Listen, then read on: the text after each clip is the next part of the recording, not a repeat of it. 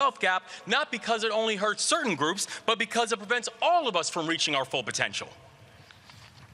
We can attract and retain top industries like aerospace, like clean energy, like cybersecurity, and raise the minimum wage to $15 to help folks feed their families. Maryland can reward entrepreneurs who take bold risks and provide stability for families in need. Maryland can be the best place in America for employers and employees. It shouldn't be a choice, it isn't a choice, and the path forward requires us to do both of these things together. And here's another false choice we often hear: that people must choose between feeling safe in their own community and feeling safe in their own skin. Over the last 8 years, we have seen the rate of violent crime rise, and many Marylanders have grown weary in their faith that governments can actually keep them safe.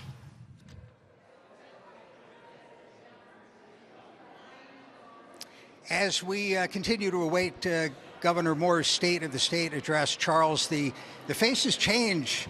You know, it was 8 years of Republican leadership.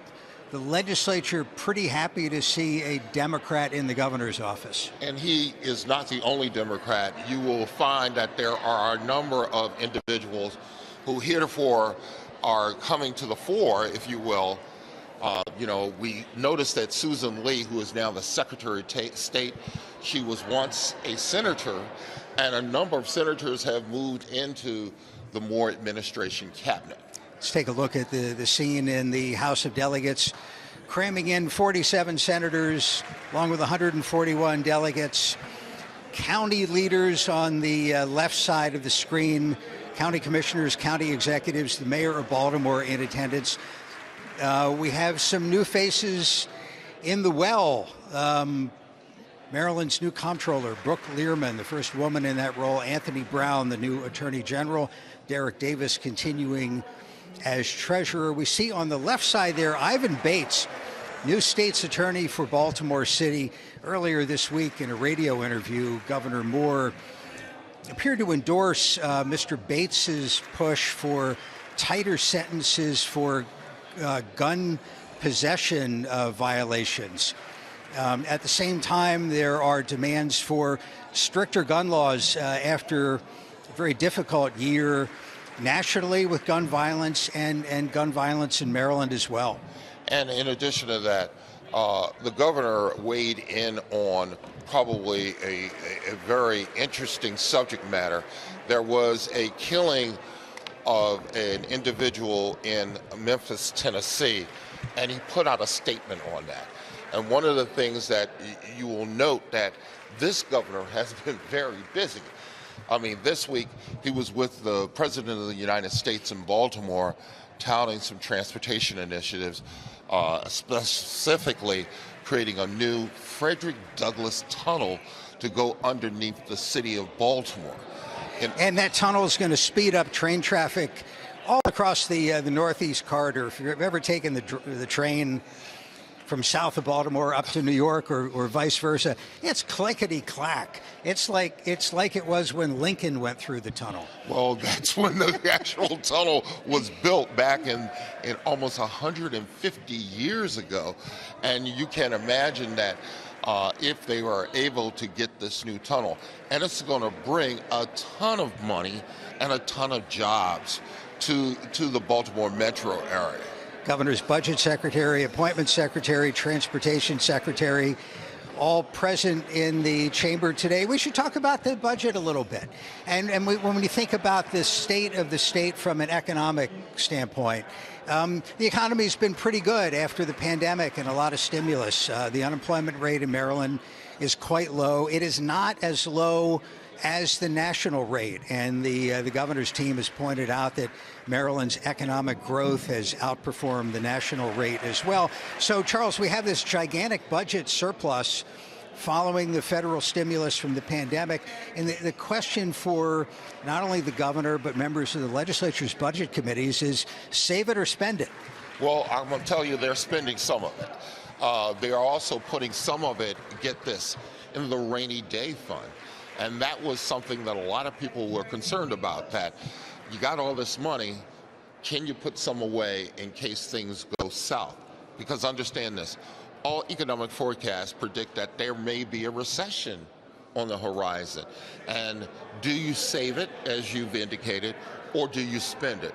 Well, guess what? He's going to spend it on initiatives that he's interested in. It's also a time with high inflation, which we haven't seen for a long time, as the Federal Reserve tried to stimulate the economy, maybe overstimulated a bit, and there were supply chain issues. And prices have gone up. People are feeling it, not as much as at the gas pump at the moment. That's gotten a little bit better.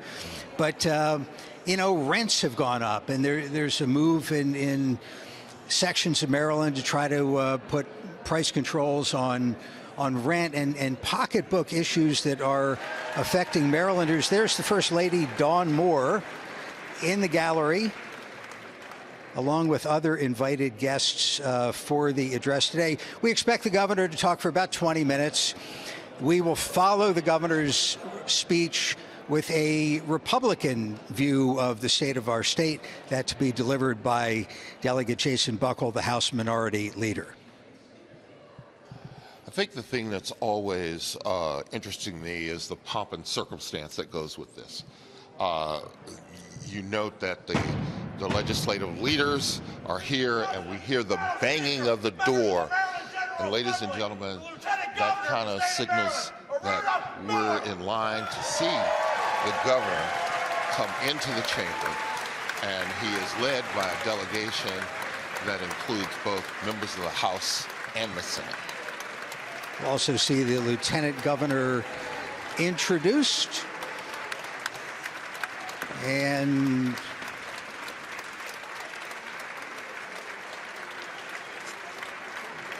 there's the Lieutenant Governor Aruna Miller on the right side of the screen. Former member of the House of Delegates who signed on early as Wes Moore's running mate.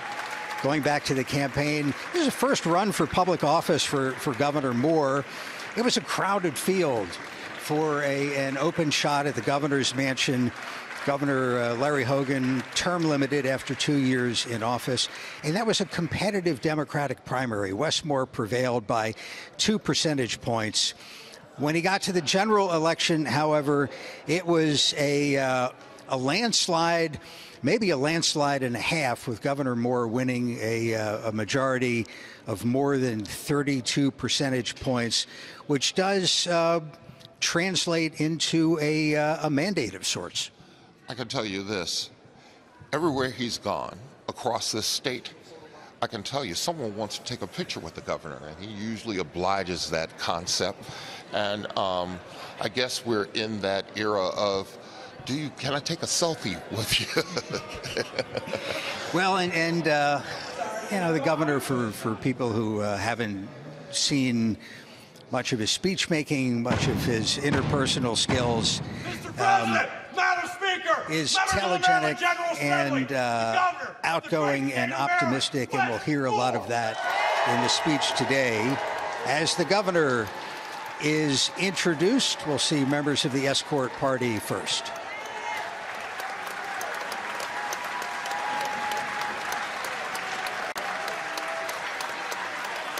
It was interesting, Jeff. I was with him.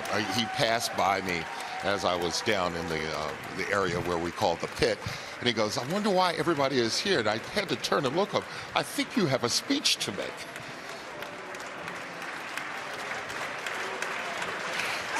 Mr. Moore's motivation for running for governor, he's 45 years old, extremely successful in all aspects of life. Captain in the Army, the 82nd Airborne, as state officers are taking selfies as well. Been a White House fellow. Scholar. Come on, listen. He's a Rhodes Scholar.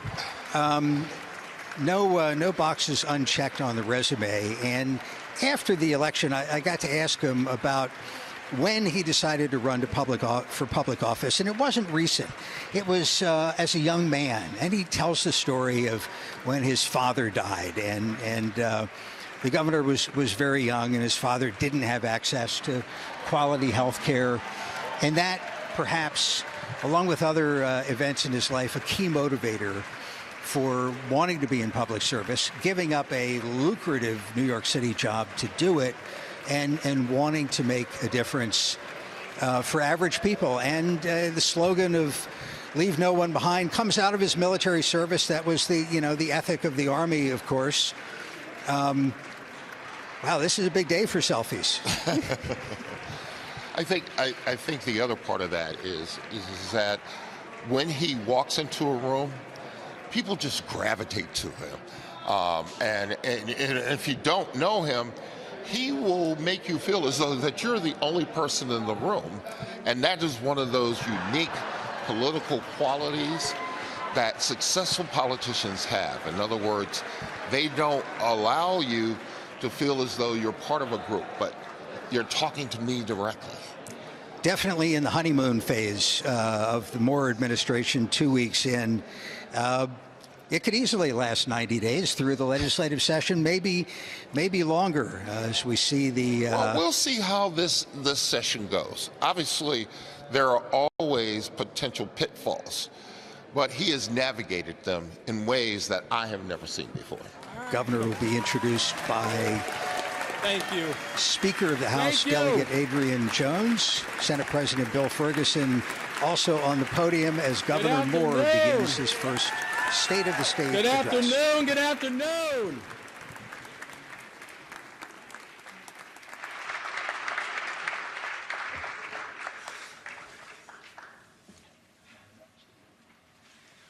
Please take a seat, everybody. Please take a seat. Good afternoon.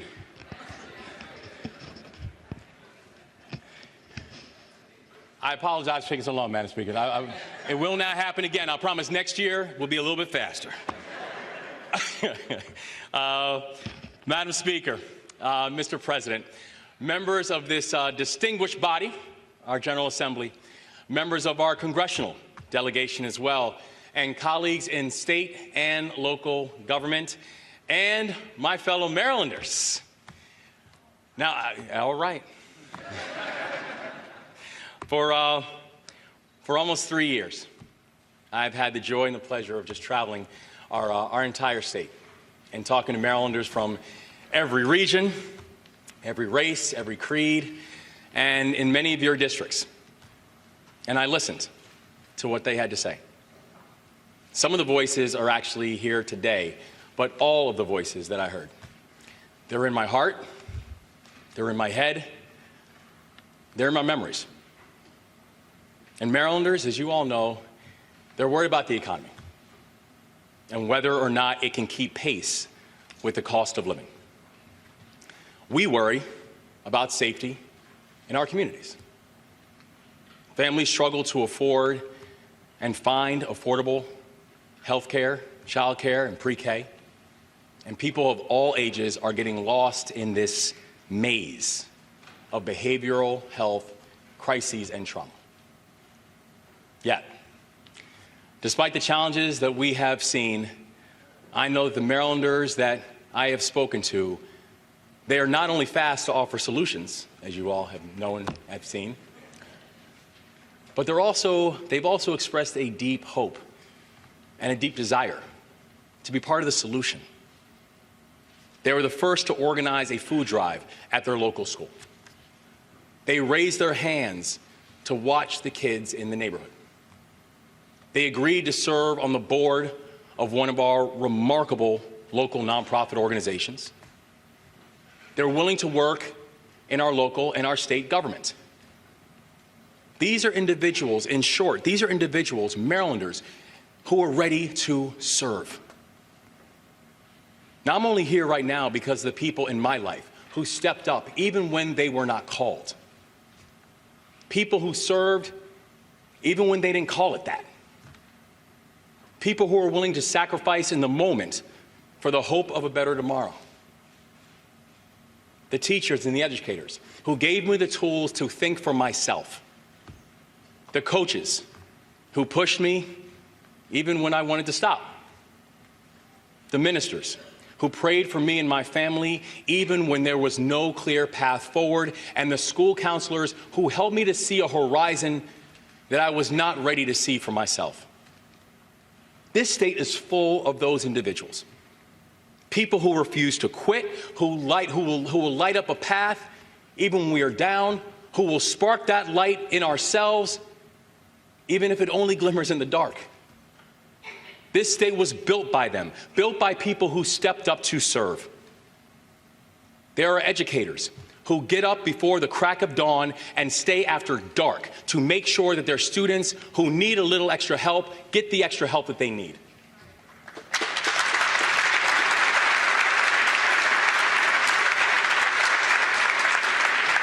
They're the linemen who, after a disaster, work double shifts to ensure that we can get our lights back on.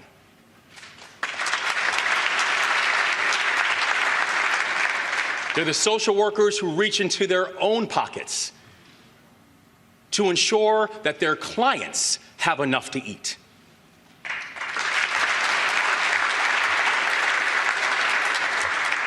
And yes, it's the lawmakers. The lawmaker, yes. But it's the lawmakers. It's the lawmakers who come to Annapolis, who sacrifice time with your families, months from your businesses. The ones who choose to step up and step into the arena, despite knowing the ridicule, fair and unfair, that comes along with it. Because you choose to do it because you believe in the hope of leaving the state a little bit better than the one that you found it.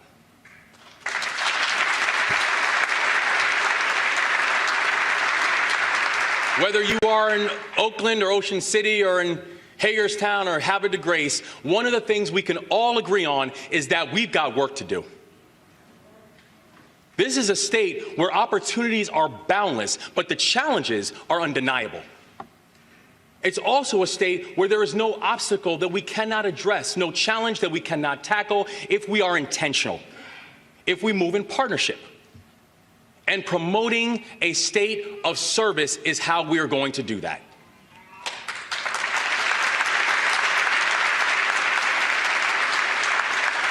You know, I only realized recently that service, the word service, actually comes from the Latin word servitium, which means slavery. So it's fitting as the first African American in the state of Maryland to deliver this speech. And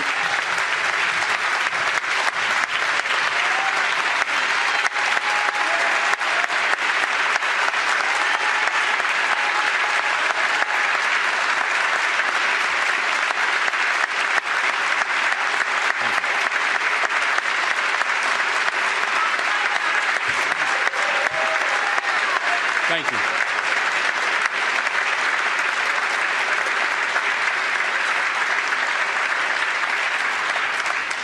As the first African American to deliver this speech, standing in a building that was built by the hands of enslaved people, that we are now putting service towards the good of all. The irony is that it's service that will help save us. On day one of my administration, I ordered the creation of the Department of Service and Civic Innovation. This was not a stunt. This was not because it sounded nice. This was because it is a fundamental part of who I am, and it is in the DNA of this state. Our order consolidates and elevates the agencies of state government that support service opportunities. And we need to follow it up with legislation. And the SERVE Act will do just that because it will create a service year option for high school graduates to give them an opportunity to serve this state.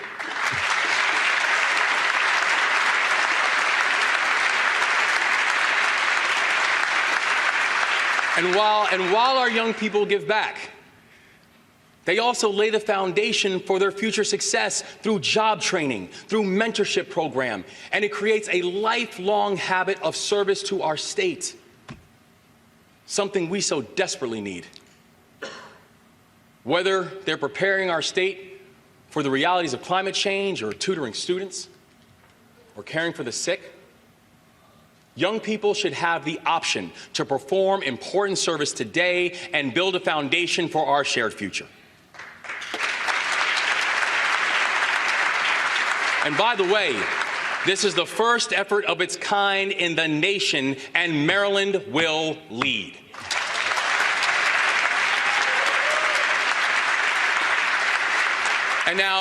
And I've heard it, some will ask, and they'll say, well, why is this important? Why should state government be the one to do this? And it's because, as you've heard me say before, service is sticky. Service will save us.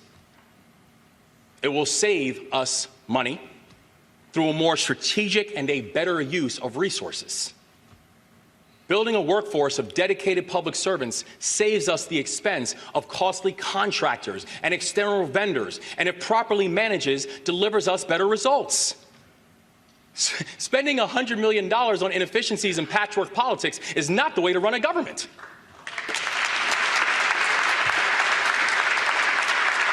We have the assets.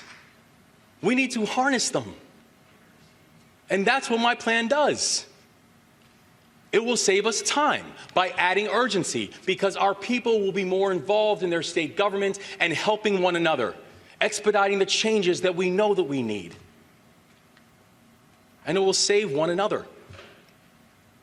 At a time when civic bonds are frayed, when many people feel more disconnected from their neighbors than ever before, service is the antidote to the epidemic of loneliness and otherness.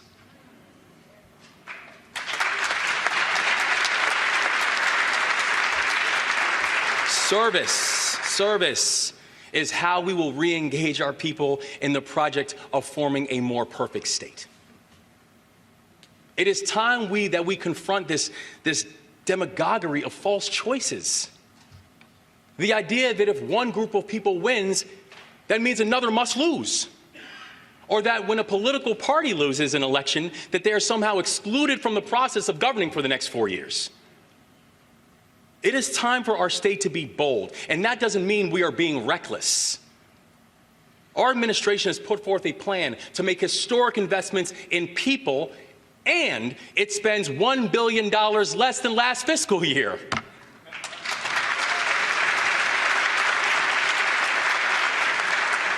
Our plan and our budget, we made the largest investment in public education by any governor in our state's history.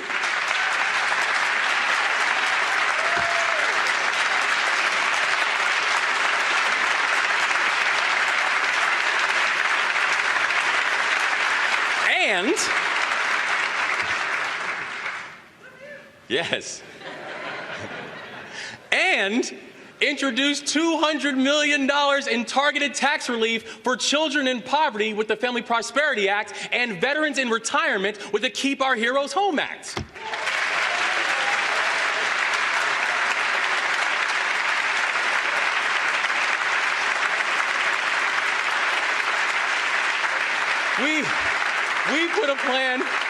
We put a plan forward to make Maryland the first state to end child poverty, and we kept 10% in the rainy day fund. Let's put an end to this belief, and let's put an end to this narrative that we cannot invest in the future today while also preparing for the uncertainty of tomorrow. It is just not true. Service, public service. That is what will help our state to reach its full potential. Tens of thousands of government workers throughout our state serve our people. They do so despite the fact that the pay could be a little better. I'm sure y'all have heard that. The incoming complaints, they could be fewer. And the challenges could be easier. But they do it because, like you and I, they love this state. Today, I want to point out a few of those workers. Someone, maybe all of you know. Judy Ruperon. Judy.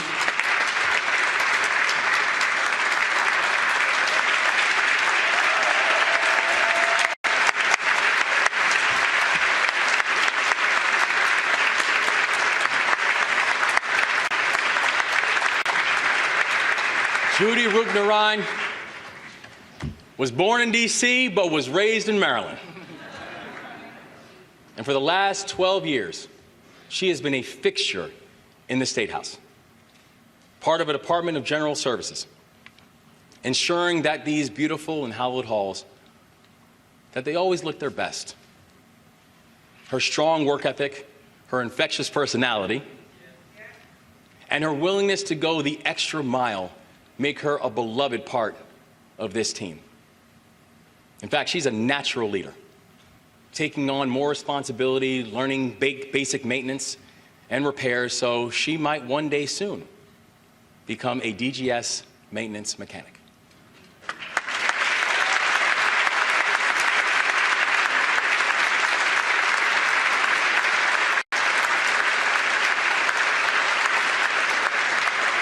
Judy, I'm willing to write your letter of recommendation.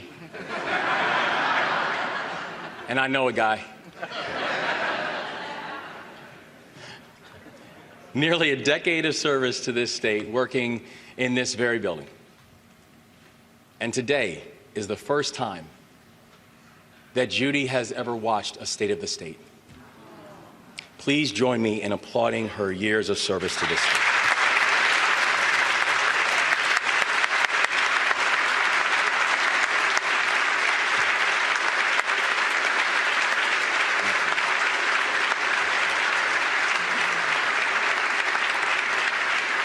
And she is representative of so many state workers who are serving without a full team behind them and beside them. The team they need and deserve, the support the people of Maryland need and deserve. Right now, Maryland's government has nearly 10,000 vacancies, with just under 6,100 in the executive branch alone. That means needs are not being met. It means timelines for licensing and approvals are closer to the 19th century than they are to the 21st. It prevents people from opening up small businesses, from keeping our communities safe, and also while welcoming back those back home who have paid their debts to society.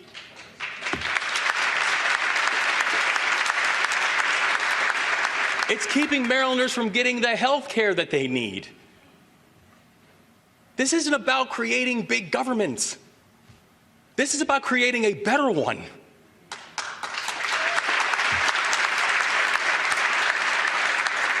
That means eliminating and consolidating the positions that are no longer needed and filling the ones that we desperately do. It's why I'm proud that my budget makes state government and going to state government a more attractive place to work, with competitive wage increases to fill positions like registered nurses and attorneys and emergency response technicians. Because our workforce, both public and private, it is the key to our state's future.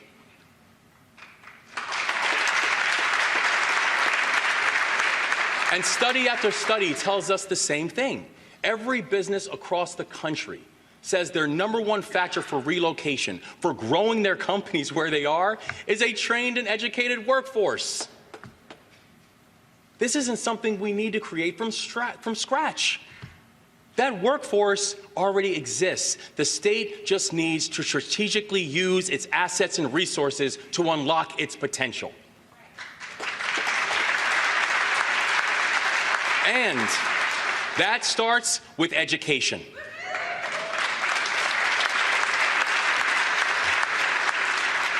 We can no longer separate our vision for economic prosperity from the duty to make Maryland's public schools the best in the nation.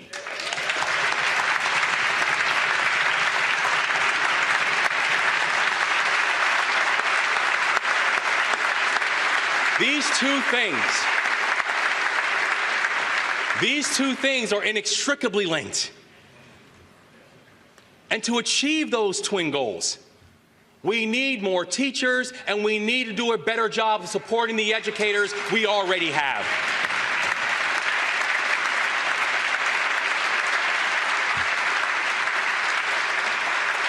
Listen, This pandemic, it dealt a serious blow to our education workforce. Teachers are tired. They're strained, they're overworked, and they need reinforcements here and now. That is why I am calling on the General Assembly to pass the Maryland Educator Shortage Act to strengthen the pipeline of qualified teachers in our state.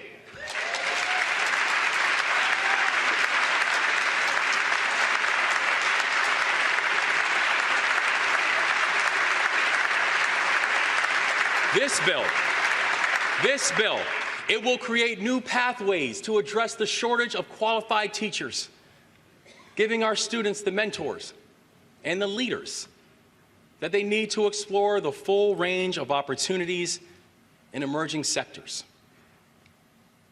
And maybe no Marylander exemplifies the untapped potential of this type of policy than Ronnie Beard.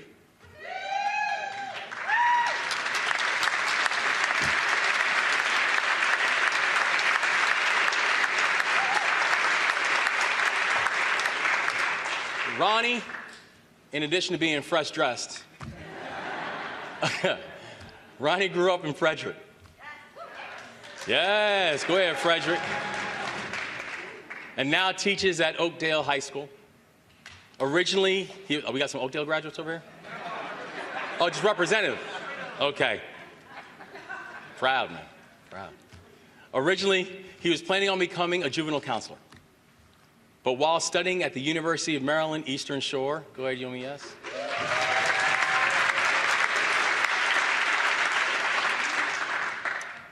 Determined that he wanted to help kids avoid the problems before they even start. And through Maryland's Grow Your Own program, he was introduced to the profession, and he received a scholarship for part of his tuition and internship. And he's now a leader in Frederick, helping to recruit more talented educators to step into the gap. Ronnie, bless you, and thank you for your leadership and all you do.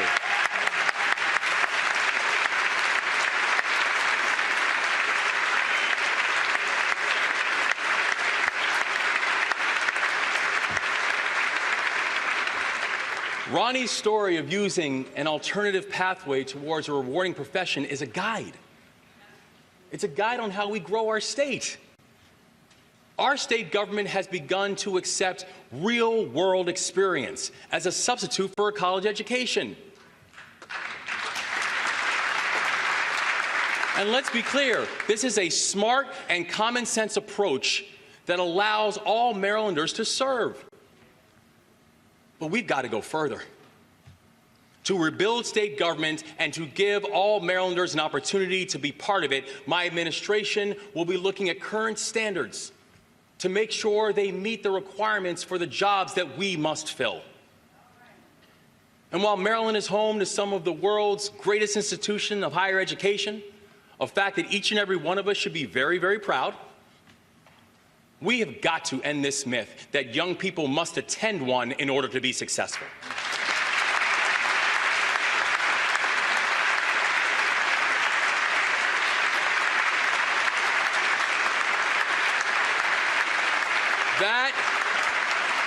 That doesn't have to be the path for every student.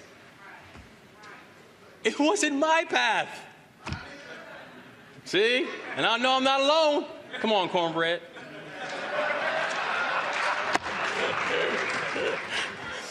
And I tell you, and today, and listen, we're not the only ones, cornbread. Today, we're actually joined by another remarkable young man with us who exemplifies why. Jefferson Vasquez Reyes.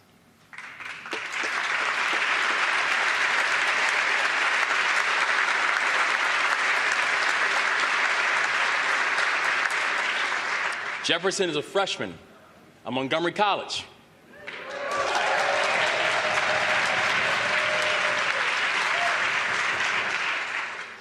Like me, he is on the path to graduate from a two-year college. Like myself and our extraordinary Lieutenant Governor Aruna Miller,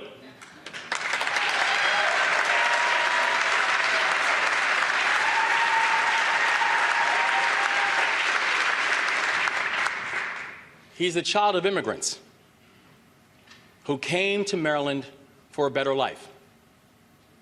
They had to forego their education due to war and homelessness in El Salvador. As a 12-year-old child, he became the patient advocate for his mother, his grandmother, who were in and out of the hospital frequently. Witnessing the power of a doctor who understands his family's culture and was able to communicate with his grandmother in her native tongue. He has decided to step up and serve his community by becoming a doctor.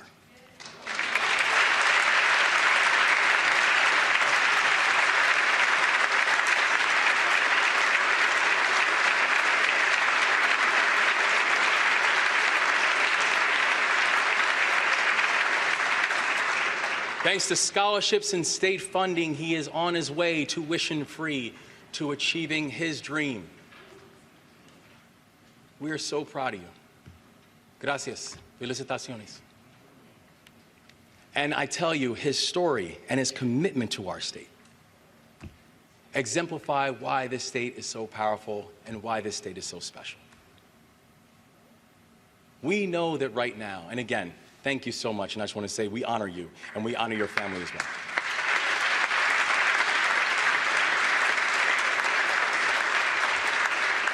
And education, as you demonstrate, it can take on many forms.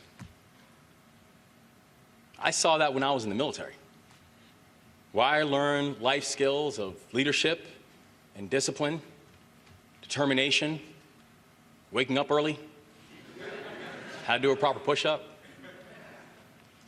where I learned that with the soldiers that I stood next to, that I served with. And along those lines, we cannot talk about service without talking about veterans and military families.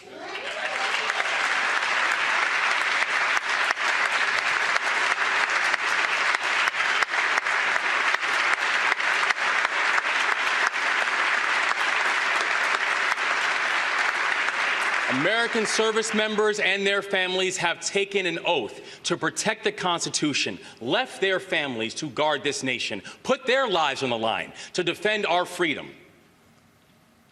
In fact, if you're a veteran in this chamber right now, would you mind if you please stand so we can recognize your service?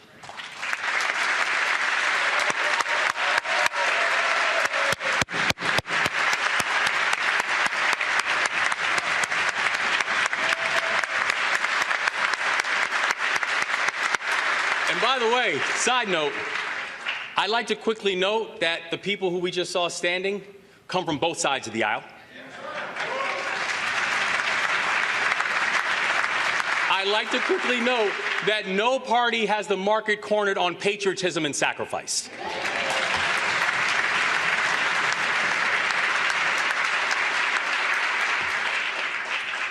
And now we stand, and we stand for people like Angela McCullough. Yes, yes. Bless you. Angela is a retired U.S. Air Force Master Sergeant.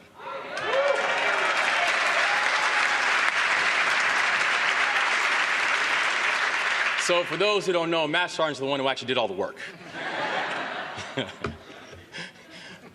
And is also the owner and CEO of Maryland-based Trilogistics.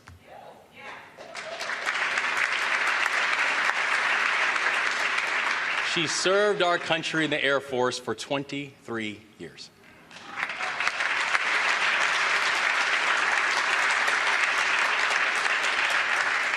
And when she finished her time in the military, she saw a lot of promise in Maryland. And she decided that this is where she was going to call home. As an employer, she believes that our workforce and our geography help set her company up for success. She's an example of what our state needs more of. And with my budget's $40,000 exemption on military retirement, she'll be able to put that money back into her business, hire more people, and grow our economy.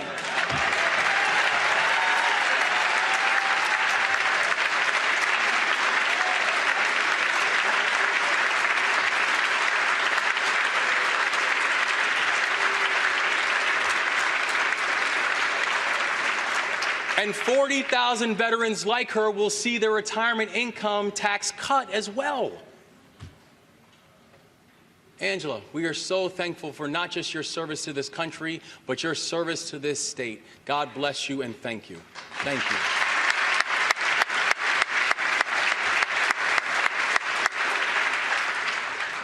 So the challenge has always been that many veterans do their service here, but then choose to live their lives elsewhere. Maryland should be no state's farm team. Let's talk. And if we're serious about growing our economy, it begins by making Maryland the best state to be a veteran. They are lifelong contributors and, by the way, lifelong taxpayers.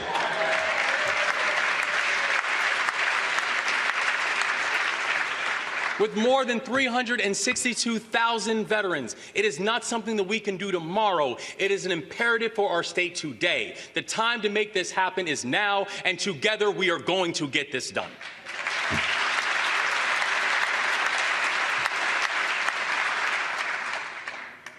In Maryland, during the past 8 years, we have seen a rise in violent crime. And during this time, law enforcement stepped into the gap to keep our community safe.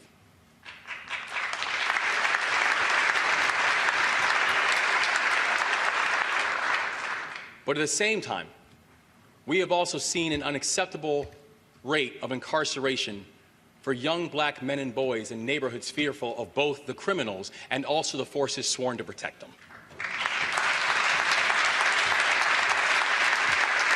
To paraphrase F. Scott Fitzgerald, who, by the way, is buried in Rockville, Maryland, he wasn't born here, but he knew where he wanted to spend eternity.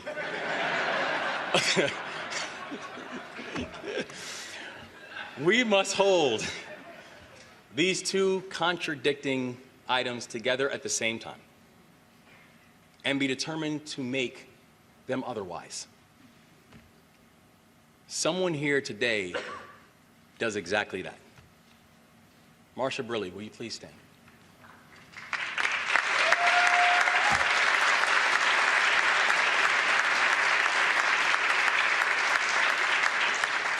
Marsha is a resident of Baltimore County.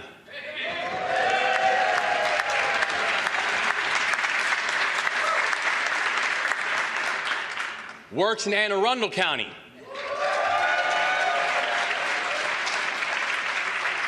She's covering down the whole state, actually.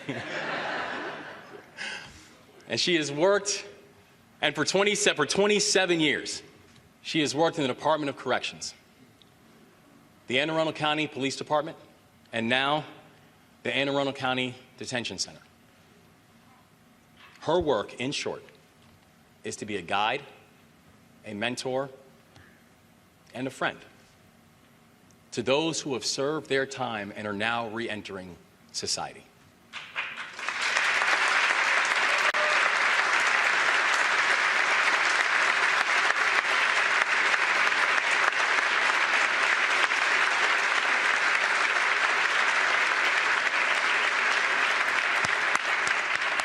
She helps them build relationships and also develop life skills so they can succeed, whether it's workforce training or learning to drive. But she does so much more than that. If they need a safe place to stay, she locates a home for them. If they're in need of clothes, she finds them a jacket. Her impact is measured by the people she helps to get back on their feet. And frankly, that's an untold amount of good for them and for all of us. Marsha.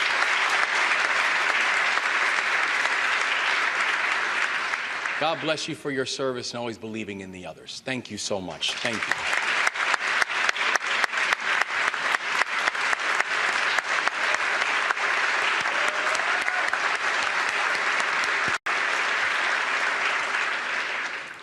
These men and women, like Marsha, they deserve our gratitude and our respect.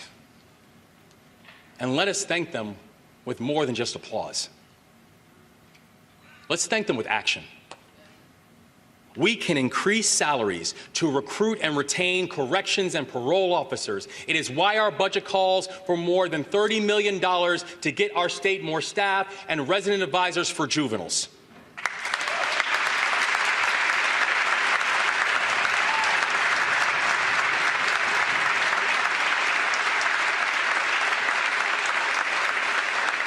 These workers help people ensure that those who are reentering society are successful and then can give back to it.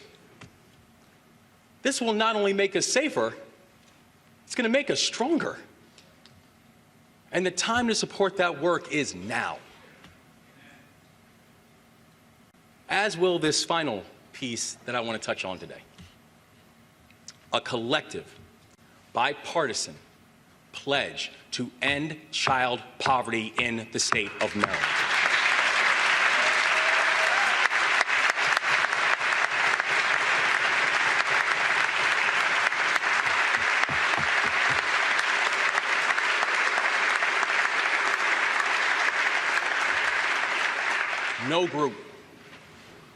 No group deserves our help more than the children of Maryland. In a state with the highest median income in the country, 1 in 8 of our children live in poverty. How can we expect to fill their minds with ideas if they can't fill their stomachs with food? How can they rise above their station if their life is a constant state of deprivation? We can and we will end child poverty in the state of Maryland.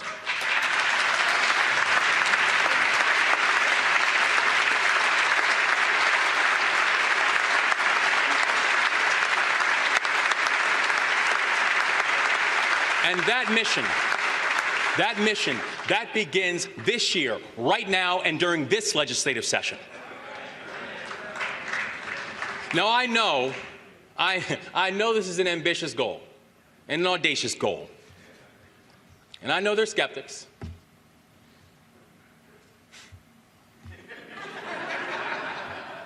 And I know there are people, but listen, and I'm going to be fair, I know there are people who say this can't be done. But the reason they're saying that, because it's all they've ever known. But today, we can make a decision that we will refuse to accept that. And today, we can make the decision that Maryland is going to lead the way. I want to share a story of someone else who's here today that shines a light on the possibilities before us if we can actually achieve this goal. My dear friend Ryan Heminger, can you please stand up?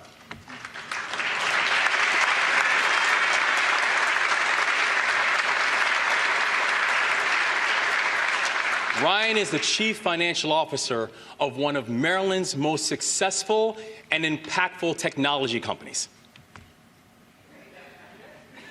Should I say it again? Is that free advertising? Y'all are doing so well, you don't need it. You don't need it. He also co-founded a social enterprise organization that brings young people who are facing the most significant opportunity and achievement gaps in our state across that divide.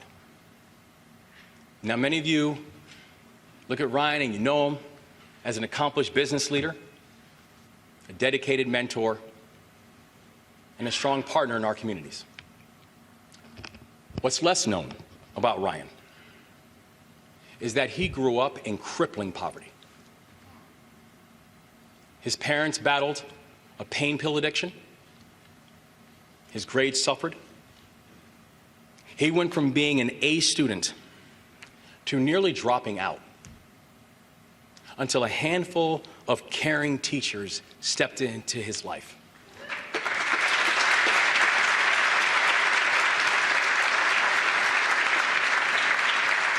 They became an extended family. They brought him breakfast. They helped him with his laundry. They tutored him after school. That same person went on to the Naval Academy.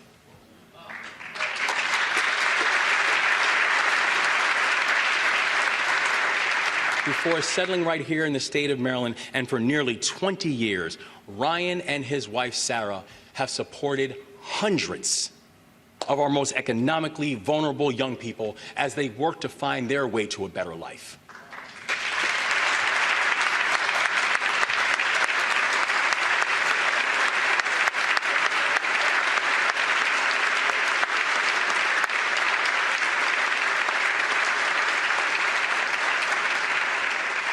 Ryan's community stepped in, and Ryan stepped up. And that's how it works.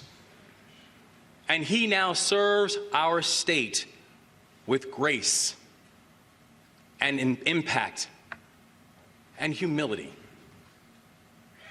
Ryan, my dear friend, we love you, and thank you for all you do for this state and all of our families.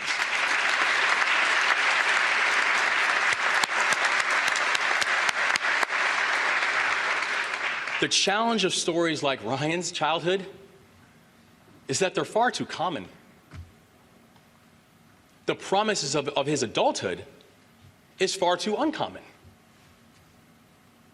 There are legislators in this body who know what I'm talking about. Legislators here today whose remarkable and improbable journeys mirror Ryan's.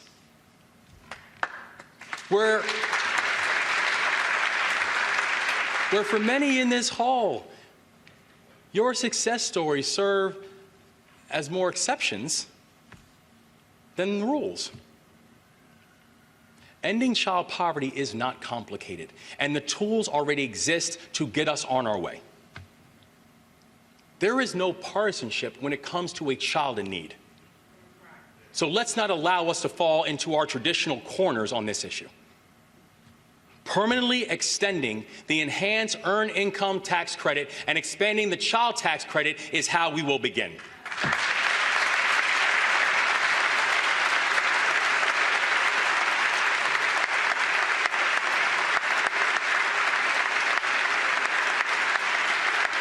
This push will make nearly 40,000 families eligible for one of the most successful child poverty tools that this country has ever seen. By reducing the number of children living in poverty and the severity of the poverty, we are changing what has long determined a kid's future before they even have a say. And this helps everyone. For every dollar invested in credits like these, there's up to $10 in economic benefit. And the range is improved for children and outcomes for communities, from higher quality children's health to reduced crime rates. If we do this and we raise the $15 minimum wage and index to inflation, we can lift more than 152,000 children in Maryland to the next rung of the economic ladder.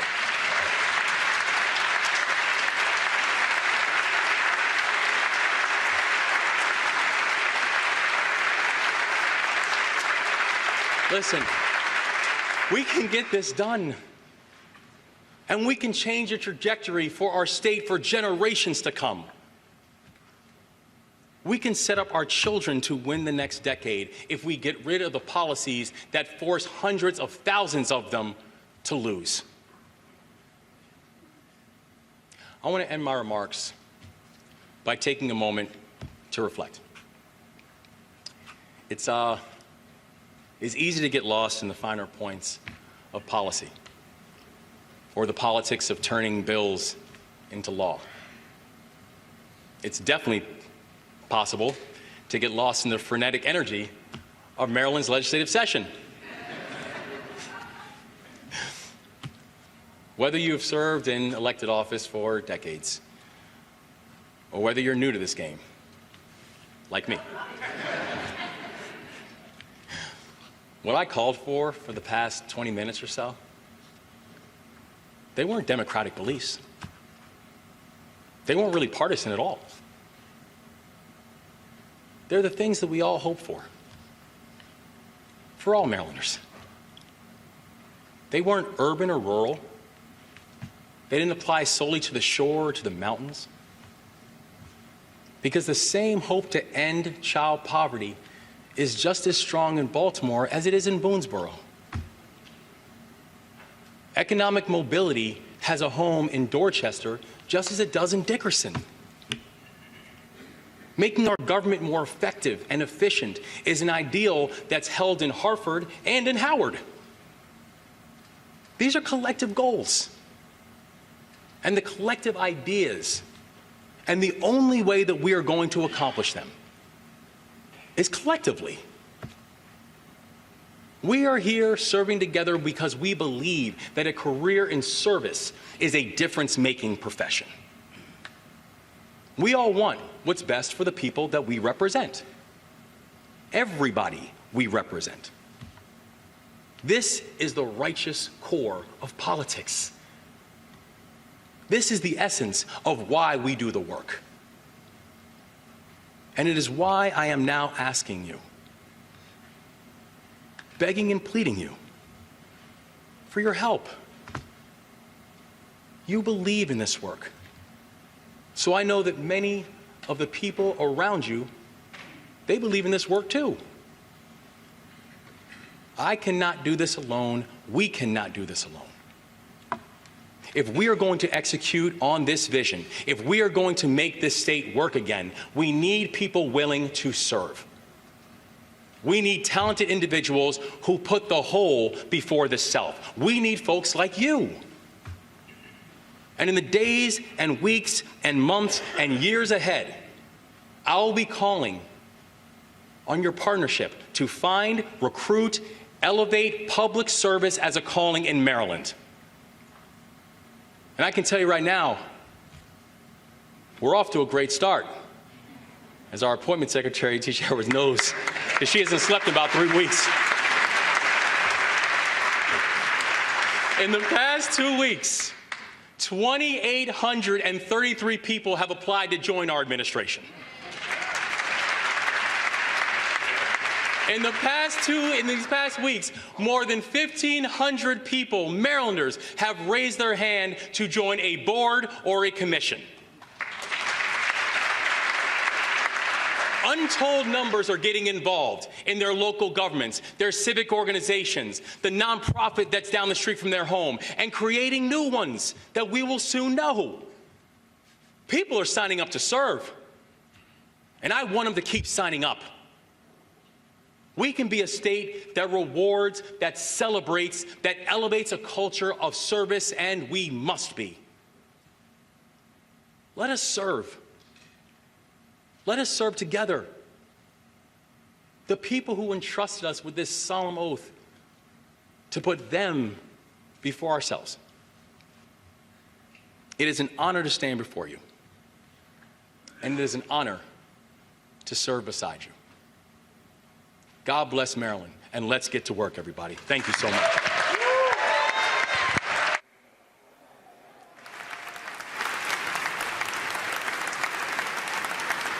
Maryland Governor Wes Moore delivering his first State of the State address, now with a Republican view of the state of our state. House Minority Leader Jason Buckle. Good afternoon. I'm Delegate Jason Buckle, and I represent Allegheny County from Western Maryland in the Maryland House of Delegates. I also serve as the House Republican leader selected by my Republican colleagues, and I'm speaking to you today to articulate our vision of where Maryland is and where we should go in this new era for our state. Governor Moore has presented an ambitious vision for Maryland, one where he claims that no one will be left behind. We have no disagreement with such a vision. We want every Marylander to succeed, but it will take more than words to realize this goal. We are willing to work with Governor Moore's administration to find opportunities for common ground that will benefit all Marylanders. And while we work to find common ground, we must still share our concerns as they arise. In the first 2 weeks of the Moore administration, we have growing concerns in good faith that from the beginning, there are Marylanders being left behind. Our children deserve a world-class education, and Maryland is making record investments in public education to achieve this goal. We are literally spending more taxpayer money than has ever been spent in our state on education, but our results don't seem to match our spending. There are families in this state that, for a variety of reasons, have made the decision that the public schools in their communities do not adequately meet the needs of their children. While some families are in a financial position to send their children to a private school, many are not. This is why several years ago, Maryland began funding the Broadening Options and Opportunities for Students Today, or BOOST, program. This program provides scholarships for some of Maryland's poorest students to attend approved private schools, typically not the fancy prep schools that we find all over our state, but local private and parochial schools geared towards middle-class families. In the 2021-2022 school year, the BOOST program awarded scholarships to nearly 3,300 students across 21 counties and Baltimore City. Of those students, 56% were children of color, and more than 1,000 were English language learners. All of them were eligible for the federal free and reduced meals program. But one of the most powerful lobbies in Maryland, the State Teachers Union, has somehow viewed the BOOST program as an existential threat to Maryland's public schools and fought its establishment and its funding. And sadly, in his budget proposal this year, Governor Moore cut this program for Maryland's poorest students by 20%. Maryland's public schools are funded with billions of dollars. They are not competing for funding with the children in the BOOST program. This is a false choice and an unnecessary cut, and those families and students should not be left behind. Governor Moore has stated that Marylanders do not have to choose between a safe state and a just state. We agree. Every Marylander deserves to feel safe in their homes, their cars, and their communities, no matter what. We appreciate Governor Moore directing more funding into parole and probation services. These agencies play an important role in keeping repeat offenders out of our communities, while giving deserving individuals a chance for a new life. We hope this increased funding translates into better results. However, his budget also cuts local funding for public safety programs, while increasing the size of the Attorney General's office by over 30% and pouring millions of additional dollars into the Public Defender's office, investments that appear only to help those working for the criminals, not the safety of our citizens. Public safety is our #1 concern. You simply cannot build a better state, from Western Maryland to the DC suburbs to troubled Baltimore City to the Eastern Shore, without a foundation where serious, repeat, violent criminals are investigated, caught, fairly prosecuted, and then put in jail, where they serve a real sentence and not just a slap on the wrist. We hope Governor Moore breaks away from some in his party who seem to care more about the violent criminal than their victims. All administrations appropriate money based on their priorities. Governor Moore has proposed a robust capital spending program, but in doing so, he's left out some projects important to many areas in our state, and I'll give you a few examples. The Benedictine School in Caroline County on our Eastern Shore provides comprehensive residential and educational services for children and adults with developmental and intellectual disabilities and autism.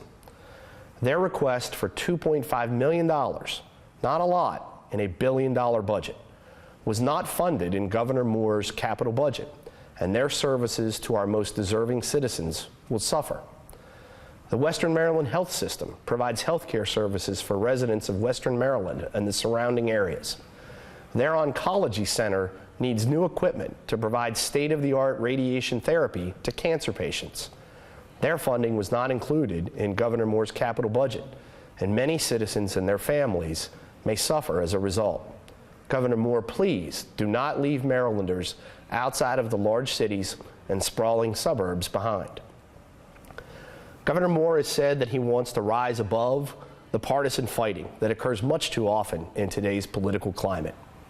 We want that as well, and truly hope to work in a bipartisan fashion to achieve our common goals. We know that it is not enough for Republicans to simply be the party of no.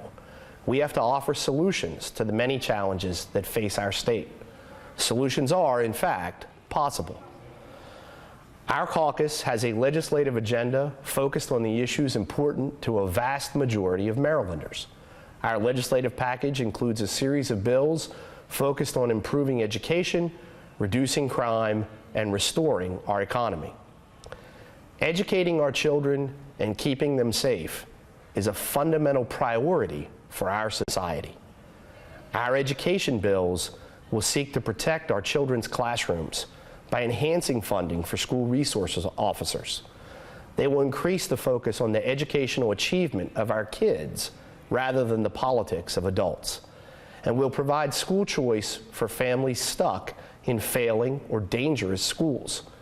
We can work together on building a better public education system for our future, but job number one is giving children in the school system today a better pathway to success.